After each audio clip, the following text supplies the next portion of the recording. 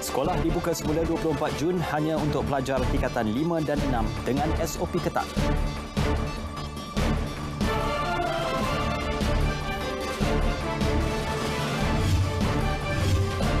Hanya 2 kes baharu pencapaian terbaik dalam misi negara kekang penularan COVID-19.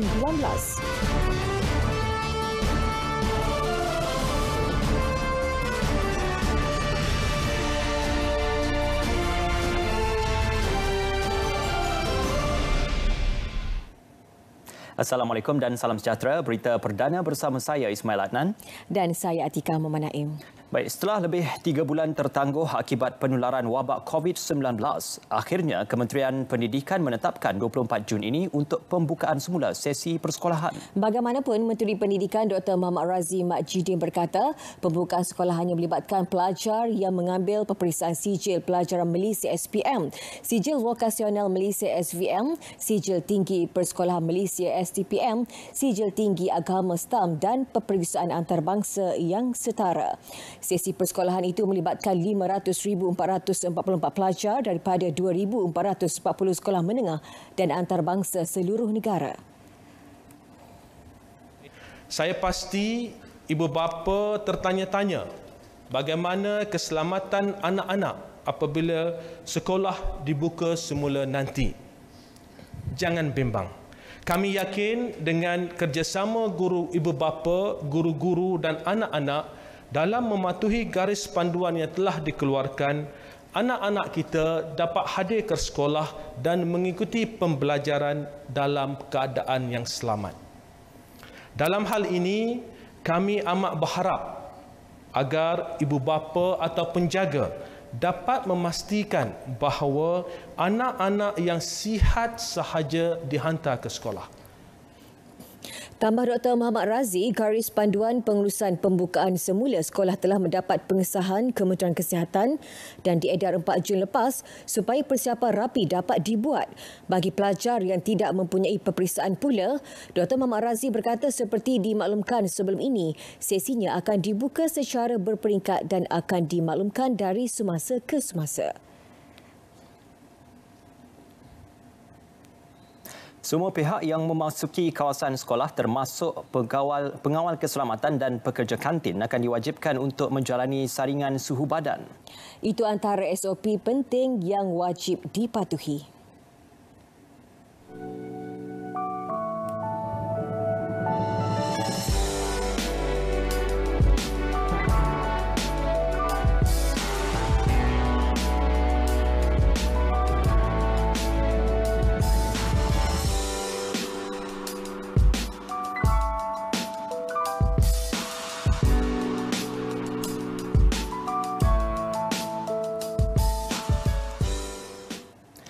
Sementara itu, Kementerian Pendidikan juga akan melakukan tinjauan mengejut ke sekolah-sekolah bagi memastikan SOP pembukaan sekolah dipatuhi. Dr. Muhammad Razzi menjelaskan pemantauan telah dimula dilakukan melibatkan semua pegawai kanan kementerian. Untuk memastikan SOP ini dipatuhi, pihak kementerian telah maklumkan kepada pihak Jabatan Pendidikan Negeri dan juga pihak PPD supaya membuat pemantauan terhadap sekolah-sekolah. Kita sekarang ini telah memulakan pemantauan terhadap sekolah-sekolah dan saya juga telah meminta kedua-dua timbalan menteri serta pegawai kanan kementerian untuk turun ke sekolah tanpa memberitahu sekolah. Ya, untuk pengetua dan guru besar di luar sana, untuk guru-guru, insya-Allah ada peluang kami akan singgah di mana-mana sekolah. Ya, bukan tujuan apa, untuk memastikan bahawa semua sekolah bersedia. Ya, jika ada keadaan di mana sekolah tidak mematuhi SOP, kita ada masa 2 minggu lagi, masih banyak ruang untuk kita tambah baik. Pada masa sama, takwim persekolahan tahun ini sedang diteliti. Kemungkinan sama ada cuti hujung tahun akan berubah, akan diumumkan dalam masa terdekat. Bagi pelajar yang dikesan mempunyai suhu badan yang tinggi, mereka akan dibawa ke bilik isolasi sebelum ibu bapa masing-masing dihubungi. Seterusnya, pihak sekolah akan menghubungi pusat kesihatan daerah untuk rawatan lanjut. Dalam konteks pelajar yang naik bas sekolah ataupun pelajar yang berjalan kaki ataupun pelajar yang naik basikal, mungkin dalam keadaan tersebut suhu surface temperature mereka lebih tinggi. Jadi dalam konteks tersebut, kalau kita cek pelajar-pelajar ini suhu mereka lebih tinggi dan tak nampak gejala yang jelas, maka pelajar ini akan diberi tempat duduk, sejukkan diri terlebih dahulu sebelum kita ambil suhu sekali lagi. Tapi sekiranya pelajar dah sampai ke sekolah, ibu bapa dah balik, dah hantar mereka, ibu bapa telah balik dan pelajar ini menunjukkan gejala, maka kita akan bawa pelajar ini ke bilik isolasi dan pelajar, ibu bapa pelajar akan dihubungi supaya mengambil anak mereka, dan juga pusat kesihatan daerah akan dimaklumkan, terutamanya jika jelas nampak gejala yang agak ketara. Dalam perkembangan sama, Dr. Muhammad Razzi memaklumkan proses sanitasi akan diadakan dari semasa ke semasa di tempat yang selalu disentuh pelajar. Tempat-tempat yang selalu disentuh, seperti tempat pegang tangan, tombol dan sebagainya akan disanitasi di sekolah. Itu merupakan satu ada dalam SOP kita. Tempat-tempat yang pelajar-pelajar sentiasa sentuh, itu risikonya agak tinggi sikit dan akan disanitasi. Sementara itu, golongan pendidik menyambut baik pembukaan semula sesi persekolahan untuk pelajar tingkatan 5 dan 6 bermula 24 Jun ini. Namun, mereka berharap semua pihak memainkan peranan dalam memastikan pematuhan SOP sepenuhnya. Bertemu semula anak-anak murid, kita akan memulakan menyambung semula sesi persekolahan kita. Jadi di bahu cikgu sekarang bukan saja cikgu perlu mendidik kamu semua, tetapi kita perlu sama-sama menjaga kesihatan dan keselamatan semua. Jadi pastikan anak-anak murid semua menjaga dan mengikut garis panduan yang telah ditetapkan. Dan selamat kembali ke sekolah. Sudah pastinya saya gembira dan menyambut baik tentang pengumuman pembukaan sekolah pada 24 Jun ini. Walaupun kami perlu menjalani satu proses persediaan dan juga perlu melalui satu norma yang baharu mengikut SOP yang telah ditetapkan, tapi insya-Allah kami warga pendidik akan bersedia untuk berkhidmat dan sama-sama berganding bahu untuk memastikan kelancaran PDPC bagi kelas-kelas peperiksaan, dan dalam masa yang sama kami juga akan berganding bahu untuk menyediakan bahan e-learning yang lebih berkualiti untuk murid-murid yang terpaksa belajar di rumah. Keutamaan diberikan kepada pelajar tingkatan 5 dan 6 kerana mereka akan menduduki peperiksaan yang penting. Kami, warga pendidik, sentiasa bersedia untuk menggalas tanggungjawab dan amanah yang diberikan. PDPC bagi kelompok ini akan berlangsung dalam kumpulan-kumpulan kecil dan saya percaya kita dapat menjalankan PDPC yang berkualiti. Sekolah merupakan premis yang selamat kerana kita akan mengikuti SOP yang telah ditetapkan. Lagi berita baik buat rakyat Malaysia. Pada hari pertama Perintah Kawalan Pergerakan Pemulihan PKPP dikuatkuasakan selepas mencatat 7 kes baharu 2 hari berturut-turut. Hari ini hanya 2 kes baharu COVID-19 direkodkan Kementerian Kesihatan. Ia kes baru terendah dan kes satu angka buat hari ketiga berturut-turut, sekaligus boleh dianggap sebagai pencapaian terbaik dalam misi mengekang penularan COVID-19. Lebih melegakan, salah satu daripada kes itu adalah kes import yang mendapat jangkitan dari luar negara. Sukacita dimaklumkan bahawa pada hari ini juga tiada kes penularan dalam negara dicatatkan di kalangan warga negara Malaysia. Satu kes penularan di dalam negara yang dicatatkan adalah merupakan seorang bukan warga negara, di mana kes ini dilaporkan di Kuching, Sarawak, iaitu kes saringan kepada kontak rapat kes 8,303. Jumlah kumulatif kes positif COVID-19 di Malaysia kini sebanyak 8,338 kes. Satu kematian turut dilaporkan melibatkan seorang warga negara Malaysia berusia 61 tahun yang mempunyai latar belakang penyakit kencing manis dan buah pinggang. Ini menjadikan jumlah kes kematian 118 kes. Selain itu, 39 kes telah pulih dan dibenarkan discharge hari ini.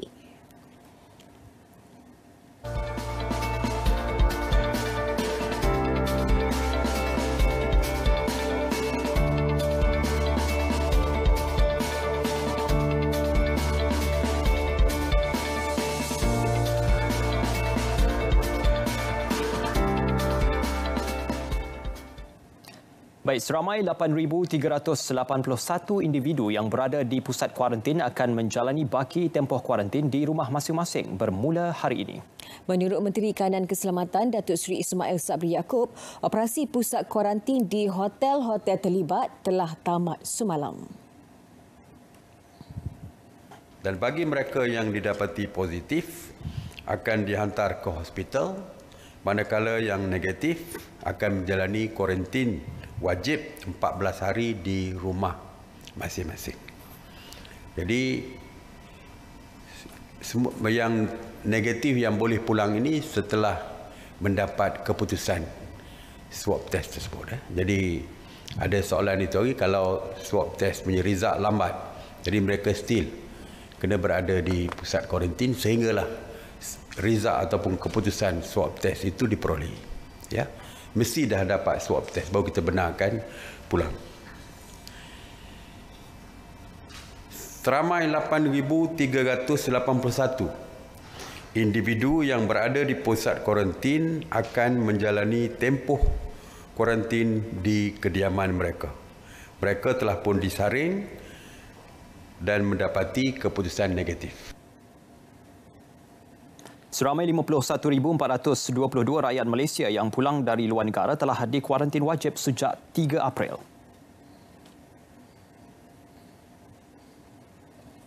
Sementara itu, aliran trafik di lebuh raya utama negara masih lagi lancar walaupun PKPP berkuat kuasa hari ini. Ya, bagaimanapun bilangan kenderaan bakal bertambah hujung minggu ini bermula Jumaat hingga Ahad.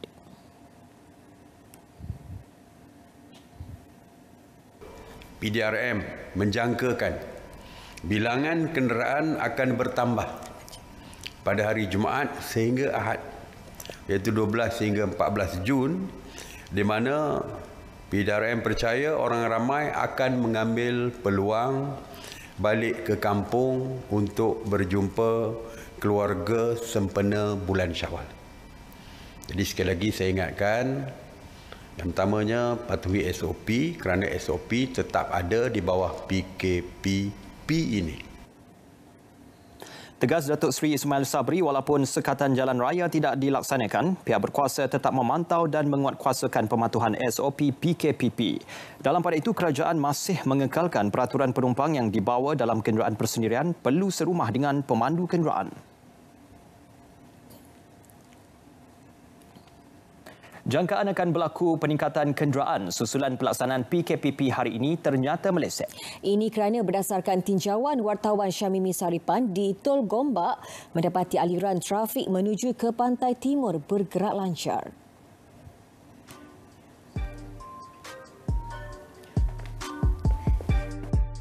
Tinjauan bermula seawal 9 pagi menyaksikan tiada kesesakan luar biasa meskipun terdapat pertambahan jumlah kenderaan. Sebilangan pengguna yang ditemui memilih melakukan aktiviti rentas negeri pada hari bekerja untuk mengelakkan kesesakan. Tak jam, okey je. Sebab mungkin mereka ambil langkah berjaga-jaga kot sebab ni awal lagi kan. Macam akak pun memang berjaga-jagalah ni masuk hand sanitizer apa kan. Macam itulah. Mungkin sekarang orang masih bekerja, so saya ambil langkah untuk pulang sebelum orang lain pulang. Umur perayaan tu dah kurang sikit, so diorang mungkin akan balik lepas ni untuk raya haji pula. Saya ingat semua orang lagi bergelar lagi lah. Itu MCO dia baru mula hari ni saja kan. Mungkin mau lagi beberapa hari lah. Satu ini saya ingat jam lah, satu ini. Tak ada. Jalan clear. Mungkin ada kesedaran lagi lah nak berjalan tu. Mungkin masa tu tak ada ruang lagi lah kot. Tak ada masa. Tinjauan di kawasan rehat dan rawat pula mendapati premis menjual makanan belum beroperasi sepenuhnya. Hanya tandas awam dan surau dibuka selain kios tambah nilai Touch and Go turut disediakan bagi memudahkan pengguna. Baik, pada anda yang akan pulang ke kampung halaman pada hari ini, rancang perjalanan anda dengan baik sekali untuk mengelakkan kesesakan dan untuk mengelakkan perkara-perkara yang tidak diingini berlaku. Dan sebelum bersalaman ataupun berpelukan dengan kedua orang tua, pastikan kita membersihkan diri terlebih dahulu dan patuhi SOP kesihatan seperti yang telah ditetapkan oleh kerajaan. Kepada anda, berhati-hati di jalan raya. Ingatlah orang yang tersayang dan semoga selamat sampai ke destinasi. Selamat Hari Raya Aidilfitri. Cuti saya dah lulus. Ingat anda je nak balik kampung. Saya pun nak balik kampung. Syamimi Saripan, RTM.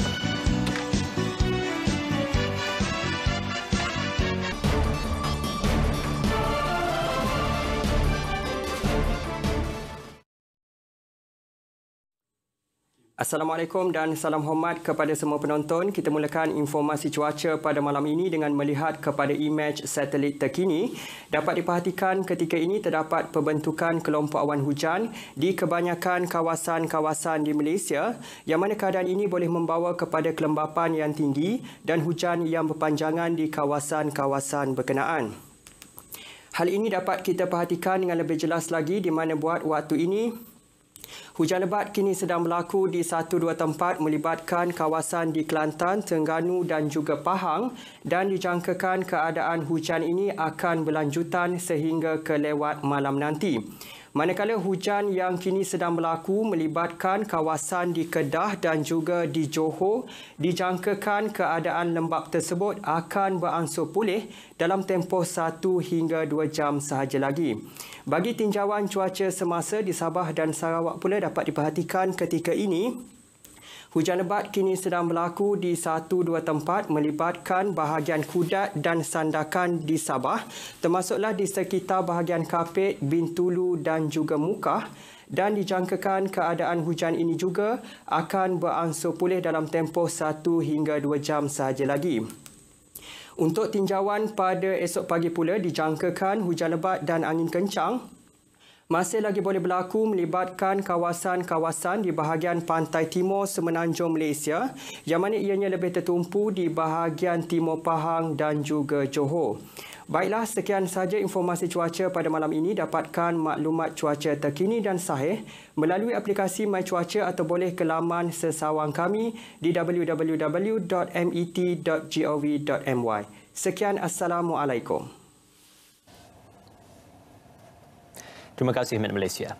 Yang di-Pertuan Agong Al-Sultan Abdullah Riayatuddin Al-Mustafa Billah Shah berkenan menerima menghadap Perdana Menteri Tan Sri Muhyiddin Yassin untuk mesyuarat pra-kabinet di Istana Negara. Bermula pukul 8.30 pagi, sesi menghadap diadakan secara bersemuka susulan pelaksanaan Perintah Kawalan Pergerakan Pemulihan PKPP yang berkuat kuasa hari ini hingga 31 Ogos 2020. Menurut Datuk Pengelola Bijaya Diraja, Datuk Ahmad Fadil Syamsuddin, sesi berkenaan berlangsung selama 1 jam 15 minit. Kali pertama mesyuarat bersemuka diadakan adalah pada 18 Mac di Istana Melawati Putrajaya. Ia kemudian diteruskan menerusi sidang video untuk sesi berikutnya pada 15 April. Selepas Al-Sultan Abdullah dan Raja Permaisuri Agong Tunku Haja Aziza Aminah Maimunah Iskandariah serta keluarga menjalani kuarantin diri selama 14 hari berikutan beberapa kes positif COVID-19 melibatkan pegawai Istana Negara. Sesi-sesi berikutnya turut berlangsung menerusi sidang video berikutan Perintah Kawalan Pergerakan Bersyarat, dan sesi kali terakhir menerusi sidang video diadakan pada 4 Jun.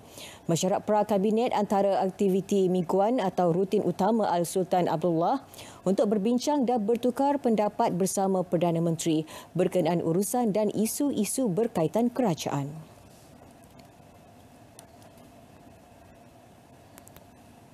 Baik, perkhidmatan gunting rambut yang sangat dinantikan seluruh rakyat Malaysia mula beroperasi semula hari ini.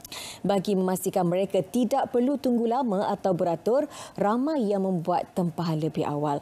Wartawan Gel Baker Robert meninjau beberapa kedai gunting rambut di sekitar Lembah Kelang.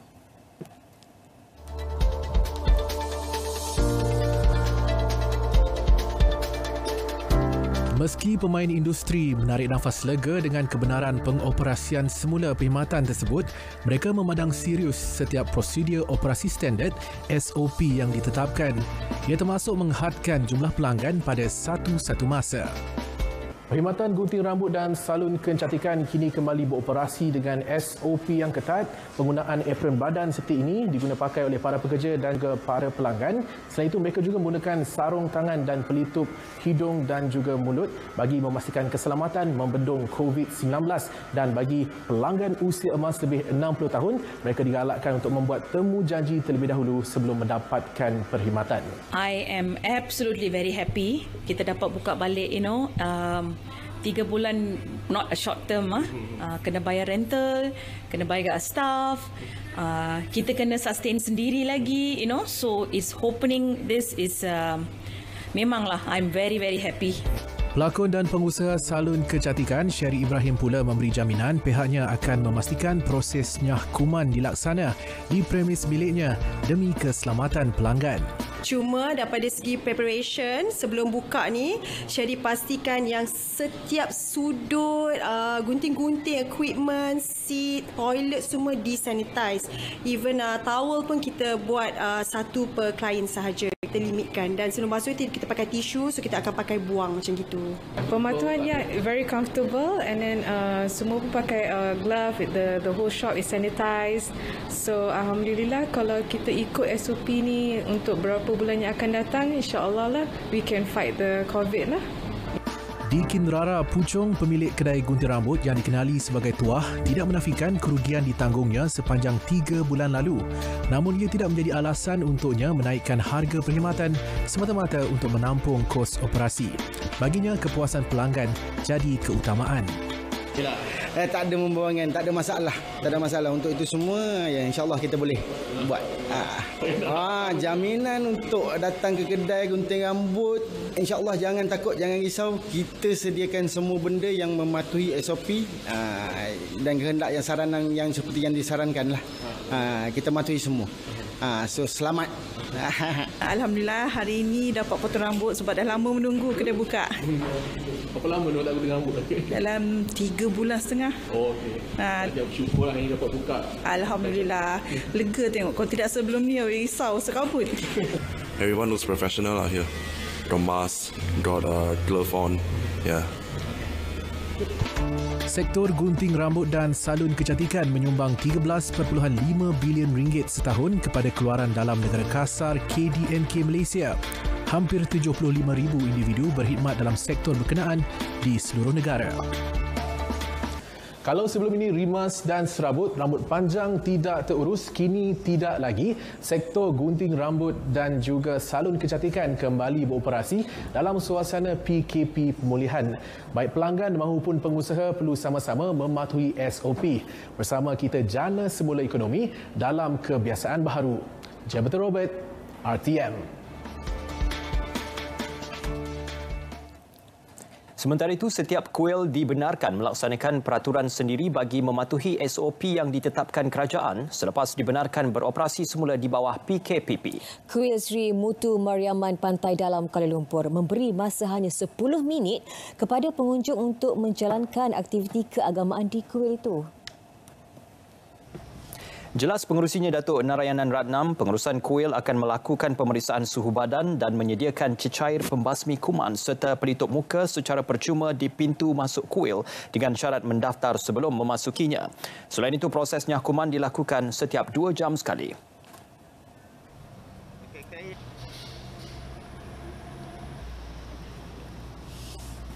Ikut apa yang kata oleh SOP, kita terima dan kita jelaskan dengan penganut pun memang dia terima apa yang kita jalankan pada masa ini. Kita ada sikit tempat yang dilarang. So, penganut tidak boleh masuk dalam tempat yang kita tak bagi masuk. Individu yang berumur 70 tahun ke atas dan kanak-kanak di bawah umur 12 tahun tidak dibenarkan masuk ke kuil. Bermula hari ini, kerajaan membenarkan 174 rumah ibadat bukan Islam yang berada di zon hijau beroperasi semula dengan maksimum 30 individu sahaja. Kebenaran akan ditarik balik serta-merta jika didapati pengurusan kuil gagal mematuhi SOP ditetapkan. Gereja turut beroperasi dalam norma baharu selaras pelaksanaan PKPP dengan mematuhi SOP ditetapkan. Uskup Agong Kuala Lumpur Julian Liao mengingatkan semua penganut Kristian supaya faham dengan jelas dan patuh kepada garis panduan yang disediakan. Pada permulaan Perintah Kawalan Pergerakan Pemulihan PKPP, setiap gereja akan mengadakan satu ibadat pada hari Minggu sahaja. Mereka yang tidak dapat menghadiri upacara persembahan di gereja sepanjang PKPP digalakkan untuk mengikuti siaran langsung melalui internet. Langkah-langkah keselamatan ini telah diterima oleh para penganut agama kami. Individu yang mempunyai gejala seperti demam, batuk, sesak nafas dan selsema tidak dibenarkan hadir ke gereja. Begitu juga dengan warga emas, kanak-kanak di bawah umur 12 tahun dan mereka yang mempunyai penyakit kronik. Saringan kesihatan diadakan di pintu masuk gereja selain meletakkan penanda jarak 1 meter di tempat ibadat. Bilangan maksimum untuk masuk ke gereja tertakluk kepada saiz keluasannya. Urusan perkahwinan penganut bukan Islam di kuil, gereja dan persatuan agama ditangguhkan sehingga 31 Julai seperti dinyatakan Kementerian Perpaduan Negara. Sementara itu, Ketua SAMI Fo Guangshan Malaysia, Ven Zhu Cheng berkata pihaknya telah membuat persiapan rapi bagi pengoperasian semula tokong. Antaranya menyediakan cecair pembasmi kuman selain meletakkan penanda jarak 1 meter di tempat ibadat. Kami harap semua orang sihat dan mengikutkan arahan Kementerian Perpaduan Negara. Semua orang sihat dan selamat. Komitofo. Ujian saringan suhu badan juga dilakukan kepada penganut yang datang menunaikan kewajipan mereka. Pada 21 Mei lalu, Menteri Perpaduan Negara Datuk Halimah Muhammad Sadiq telah membentangkan kepada mesyuarat khas menteri-menteri berkenaan SOP rumah ibadat bukan Islam. Penjarakan sosial serta kawalan had penumpang masih lagi diteruskan bagi perkhidmatan LRT di Ibu Negara. Ia sebagai langkah pematuhan SOP yang ditetapkan di bawah PKPP. Tinjauan RTM di LRT jaringan Kelana Jaya mendapati pengendali perkhidmatan itu tetap mengambil suhu setiap penumpang serta menghadkan kapasiti pengguna bagi mengekalkan penjarakan sosial. Pengguna LRT juga dilihat patuh SOP dengan memakai pelitup muka dan penjarakan sosial. Pun ada jarak sosial lah, so saya rasa selamatlah untuk menggunakan public transport ni lah. Patutlah sebab sekarang kan banyak kes COVID-19, so lebih baik kita kena teruskanlah. Selagi vaksin tak ada, kita kena jaga-jagalah, kena adakan penjarakan sosial. So you rasa perasaan anda rapid sepatutnya diteruskan sampai bila? Kena ikut kerajaan lah. Kalau saranan kerajaan, kalau dia nak sambungkan sampai hujung tahun, kena ikutlah. Saya rasa tak patut. Sebab kalau tarik balik, kita tahu kan sebelum ni pun LRT ni kalau sebelum PKP pun macam padat sadin. So kalau dia tarik balik, habislah semua. Memang orang pun memang takkanlah nak ikut lagi SOP. Kalau seorang dua je yang ikut, yang lain tak ikut, sama je. Semalam, Rapid Rail menarik kembali kenyataan untuk beroperasi seperti biasa tanpa SOP dan terus akur melaksanakan SOP penjarakan sosial di semua train dan perkhidmatan kendalian mereka sepanjang PKPP ini. Baik, setelah hampir 3 bulan punca pendapatan terjejas berikutan PKP dan PKPB, tarikh 10 Jun menjadi permulaan baharu kepada ribuan peniaga food truck. Di Ibu Negara, lebih 600 peniaga food truck menyambut baik kebenaran beroperasi semula. Laporan Azizi Harun. Sebelum PKP dilaksana, kebiasaannya kawasan food truck tapak Jalan Ampang menjadi lokasi tumpuan bukan sahaja warga tempatan, bahkan pelancong asing. Setelah kebenaran beroperasi semula diberikan, sudah pastinya pelbagai persiapan dilakukan oleh pengusaha agar keselamatan dan kesihatan pelanggan lebih terjamin. Dengan norma baru ni, of course kita kena terapkan SOP yang telah ditetapkan oleh kerajaan lah. Memberi sinar dan harapan baru untuk kita semua lah. Untuk cari balik, mulakan balik perniagaan, mulakan balik cari pendapatan. Kita ada macam topeng muka, hand sanitizer dan untuk QR code untuk keselamatan mana-mana pengunjung ataupun pelanggan kita dikendaki scan. Kesedaran pematuhan SOP khususnya dengan norma baharu bukan sahaja terletak di bahu pengusaha, malah pengunjung sendiri perlu sentiasa mematuhinya. Nanti kalau keluar, jangan lupa kita kena sentiasa ingat untuk buat SOP apa yang kerajaan dah tetapkan. Jangan lupa make sure handphone charge, so boleh scan. Lepas tu make sure bawa hand sanitizer and jangan lupa face mask. Walaupun kelonggaran diberikan kepada peniaga seperti peniaga pasar malam dan juga peniaga food truck seperti ini, namun pematuhan terhadap SOP yang telah ditetapkan oleh kerajaan untuk orang ramai berkunjung ke tempat seumpama ini haruslah dititikberatkan. Melihat melalui perspektif anda kerana anda ingin tahu, kami beritahu. Azizi Harun, RTM.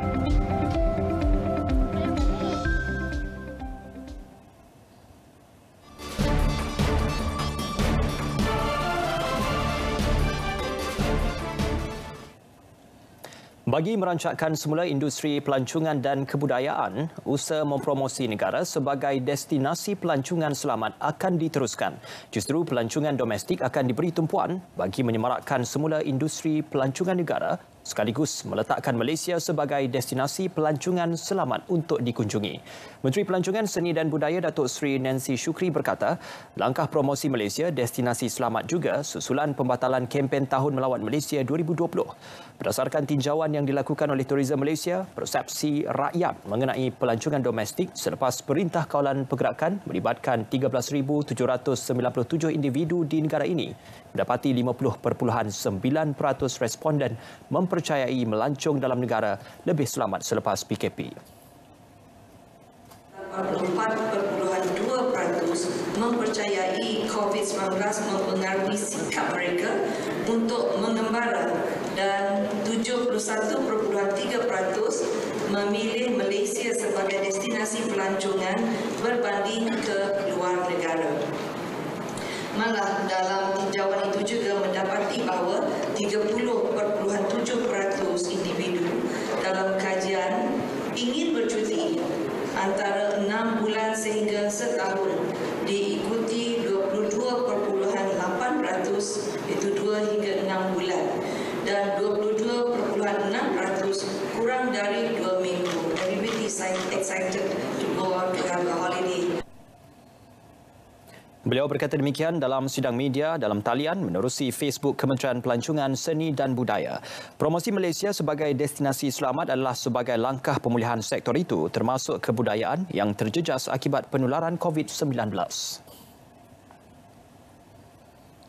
Pro 2 bakal menurunkan harga kesemua modelnya antara 3 hingga 6% melalui ribat tunai sehingga 14 Jun ini. Presiden dan Ketua Pegawai Eksekutif Pro 2 Datuk Zainal Abidin Ahmad memaklumkan harga baru itu akan dikekalkan sepanjang tempoh pengurangan cukai yang berakhir hujung tahun ini. Walaupun tempoh pengurangan cukai bermula 15 Jun, pembeli akan diberi ribat tunai sehingga tersebut bermula hari ini. Pengecualian cukai jualan 100% bagi kenderaan pemasangan tempatan sepenuhnya CKD dan pengecualian 50% bagi kenderaan yang diimport sepenuhnya sementara CBU merupakan antara inisiatif membantu industri otomotif di bawah pelancaran semula ekonomi negara penjana. Pengecualian penuh cukai jualan bagi kenderaan CKD meyakinkan industri otomotif bukan sahaja pelanggan tetapi keseluruhan ekosistem yang terdiri pengeluar, pembekal juga pengedar. Seiring dengan kadar pinjaman yang rendah ketika ini, Pro 2 optimis langkah berkenaan dapat mendorong penjualan kenderaan baru. Sementara itu, pengecualian cukai jualan sepenuhnya bagi kenderaan pemasangan tempatan CKD dan 50% bagi model import sepenuhnya CBU dijangka dapat memulihkan industri automotif yang terkesan akibat COVID-19. Pengecualian cukai jualan juga memberi impak positif kepada pengguna kerana harga jualan kereta tempatan dan import akan turun. Bagi merangsang jualan kenderaan, Ketua Pegawai Eksekutif Institut Automotif, Robotik dan IoT Malaysia, MARI, Datuk Madani Sahari, menyarankan pengeluar supaya melaksanakan beberapa inisiatif khas.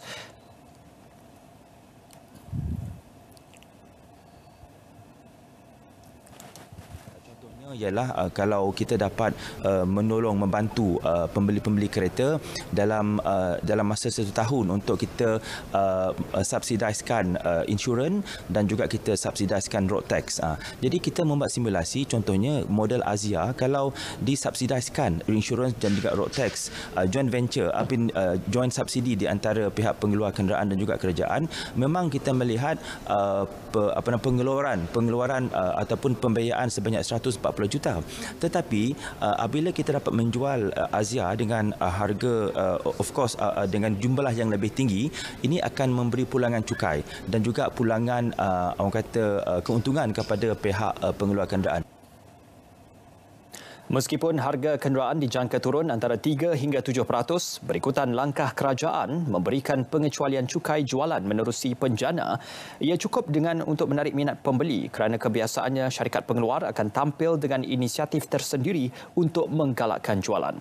Datuk Madani ditemui selepas menjadi tetamu program Selamat Pagi Malaysia di Angkasa Puri.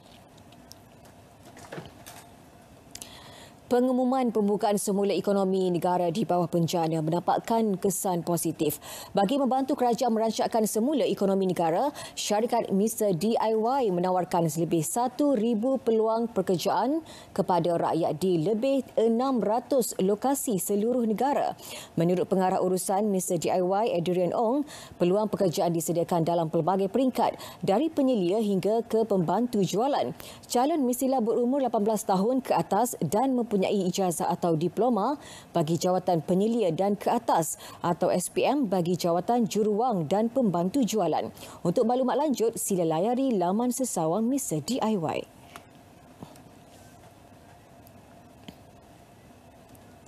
Sementara itu, pengenalan PAS My30 bagi perkhidmatan aliran transit ringan, aliran transit sederhana, monorail serta bas disambut baik oleh pengguna perkhidmatan tersebut.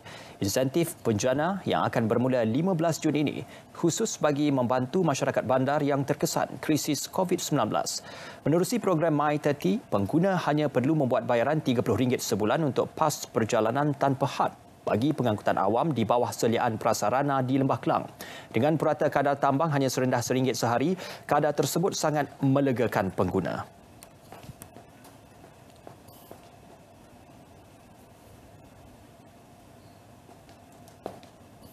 Pakai pendapat saya, My30 RM30 tu kan, sebulan amatlah berpatutan for penduduk Malaysia lah, terutama yang warga negara KL ataupun Lembah Kelang yang area jalur link ni lah, amat membantulah, meringankan beban rakyat lah. Serius, saya sangat setuju lah. Lagi better dari yang RM100 tu. Lebih murah lah kos dia kan, sebab RM30 kan, sebelum ni RM50. Mampulah semua orang nak pakai. Itu baguslah untuk yang menggunakan LRT ni, pengangkutan awam ni kan. Memang baguslah. Macam saya memang jarang pakai pengangkutan awam. So memang bagus lah. Bagus, sangat bagus.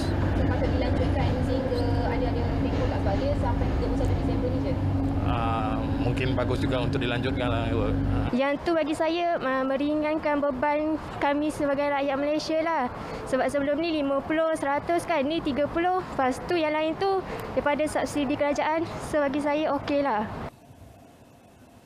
Program My30 yang akan berakhir pada 30 Disember ini jelas mengambil berat kesan pandemik COVID-19 yang dihadapi rakyat.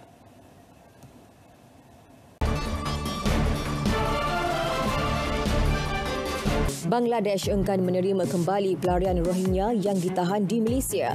Demikian ditegaskan Menteri Luar AK Abdul Momen. 269 pelarian Rohingya ditahan di luar Pulau Peranginan Langkawi selepas bot mereka rosak bersama beberapa mayat. Beliau mahu negara-negara lain turut sama menerima pelarian Rohingya dan tidak mahu menanggungnya sendirian. Baik, seterusnya untuk perkembangan sukan, kita terus saja bersama sahabat penyampai yang sudah pun bersedia dengan laporannya. Bersama dengan Azam. Silakan Azam.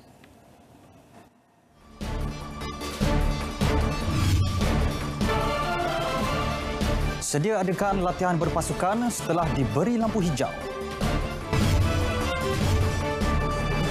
Lionel Messi kembali berlatih dengan No Camp selepas pulih kecederaan.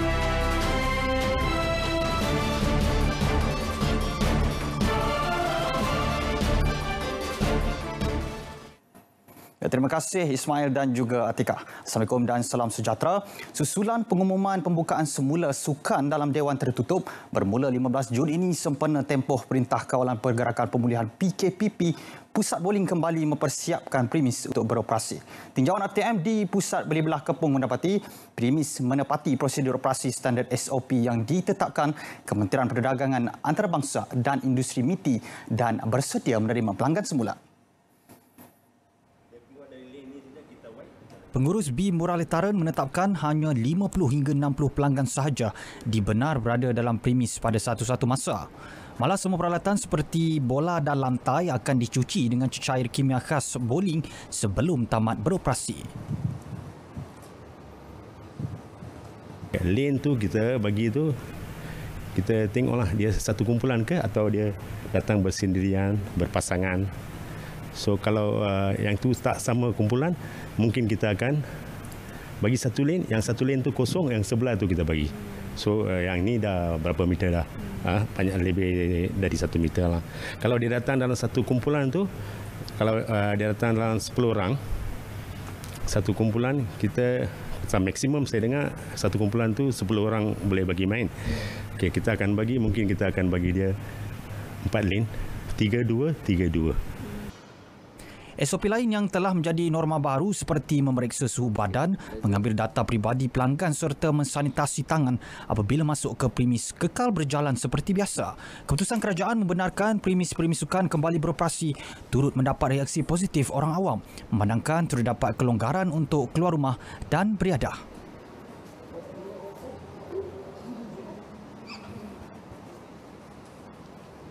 Okay, SOP dia yang saya tahu, lepas ini dia minimum lah 1 jam tu dalam 10 orang. Mungkin dalam 10 orang tu 2 jam dia main. Lepas tu orang yang lain nak datang tu dia akan hadkan. Setengah jam yang sebelah betul orang tu dah beritahu lah. Dia akan keluarkan lah. Yang dah ada kelonggaran tu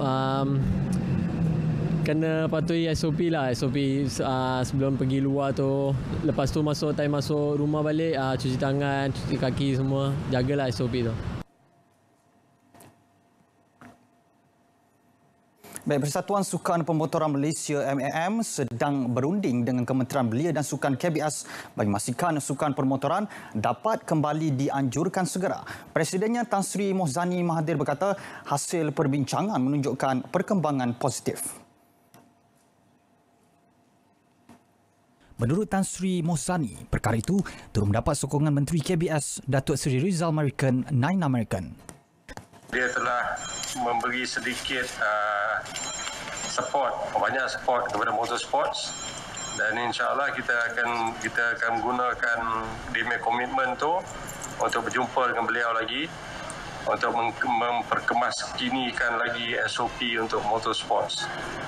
Tapi nak bagi exact date bila kita boleh start racing ni, that one we have to work on it lah. For the time being. Morning there was a trial run, so we have motorcycle riders at the track. We have come up with our own SOP, so we want to see whether the SOP is practical and workable or not. So we will have this. We will try and see whether people will follow, and then see what needs to be done. I'm confident that we can come up with an SOP that's workable, because my argument is we are an open air outdoor facility, very wide spaces. We have very designated areas where people can be in and work. We can limit it to 10 people. Tan Sri Mohzani berharap Malaysia dapat menyaksikan perlumbaan pertama sukan itu September tahun ini. Beliau berkata demikian dalam sidang media secara dalam talian. Sebelum ini, Majlis Keselamatan Negara hanya membenarkan sesi ujian jentera dilakukan di Lita. Kejuaraan pencak silat dunia ke-20 di Kuching, Sarawak yang sepatutnya dijadual berlangsung Ogos ini ditunda ke tahun depan. Pemangku Presiden Persekutuan Silat Kebangsaan Malaysia Pesaka, Datuk Muhammad Suhaimi Muhammad Shah berkata, keputusan dibuat berikutan pandemik COVID-19. Sebelum ini, Pesaka pernah mencadangkan untuk menunda kejuaraan terbabit ke bulan Disember. Namun melihat kepada keadaan semasa, adalah lebih baik sekiranya ia dianjakkan.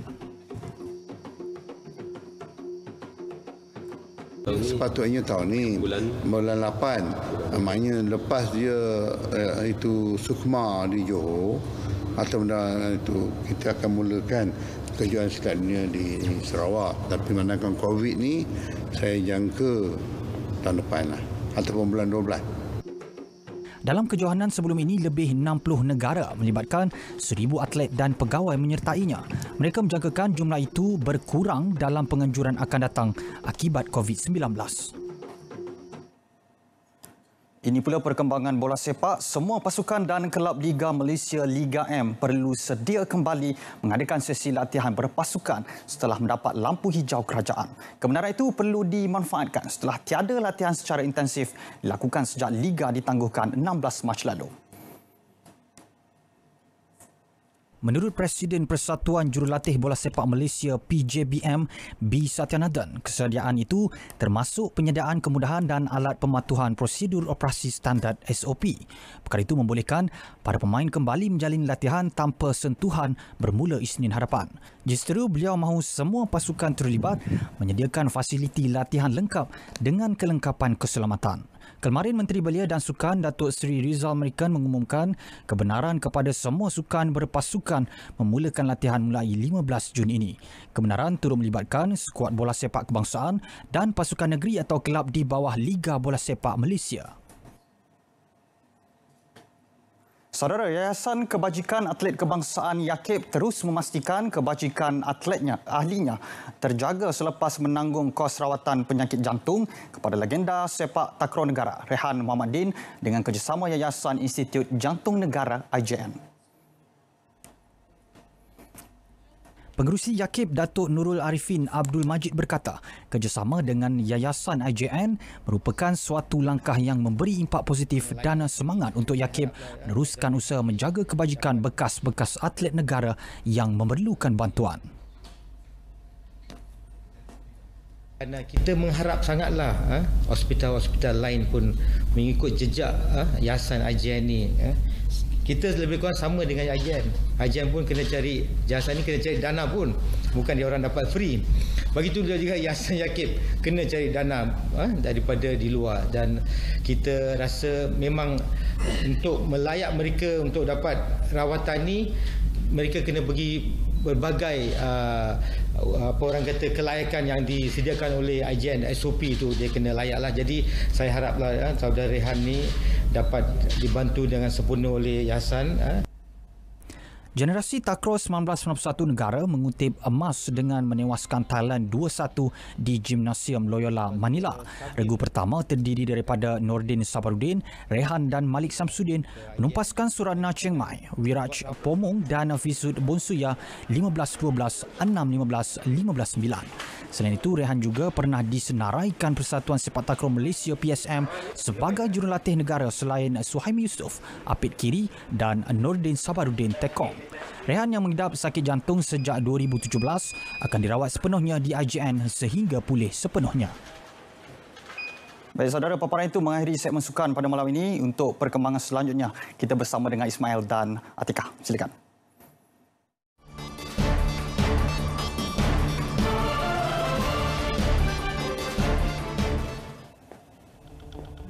Baru-baru ini di Mexico, 3 lelaki terpaksa mengejar harimau di jalan raya dipercayai terlepas dari kurungan.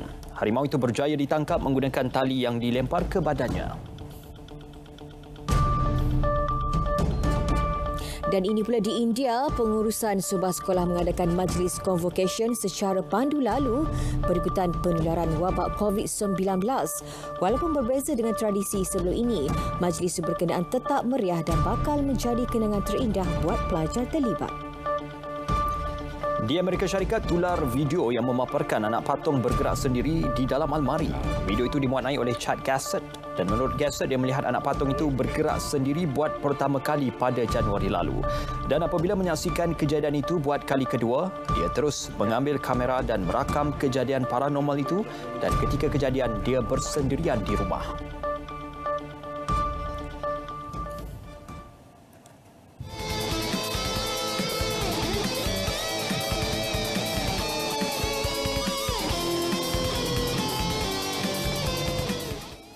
Baik, dalam perkembangan B-Diva, sambutan yang menggalakkan di laman sosial untuk video muzik Pahlawanku sebelum ini membuat Radio Klasik terpanggil untuk menghasilkan video muzik lagu raya Suara Takbir. Ya, video muzik itu hasil kolaborasi bersama bekas bintang klasik 2019. Menurut penerbit Radio Klasik, Hamami Yusof, muzik video Suara Takbir titik permulaan kepada lebih banyak projek bersama bintang-bintang keluaran Radio Klasik.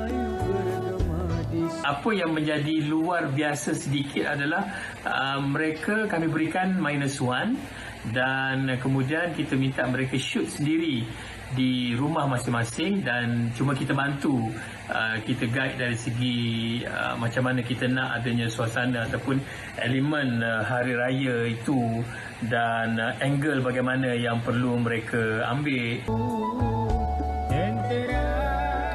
Bagi Hamami, kerjasama yang baik antara pihak pengurusan dan bekas bintang klasik menjadi kunci untuk Radio Klasik terus berkarya. Semua pihak kepada adik-adik bintang klasik 2019 yang sudi menyanyikan lagu ini dengan cukup istimewa sekali. Terima kasih kepada yang berusaha ketua pengarah penyiaran yang memberi sokongan yang cukup padu, Puan Noriyahati Awang. Gubahan muzik video lagu raya bekas bintang klasik 2019 Suara Takbir ini dibuat oleh Oja Humanoid. Baik, berita perdana edisi 10 Jun berakhir di sini. Terus amalkan kawalan kendiri serta biasakan dengan gaya hidup norma baru. Dan pastikan anda patuhi perintah kawalan pergerakan pemulihan PKPP.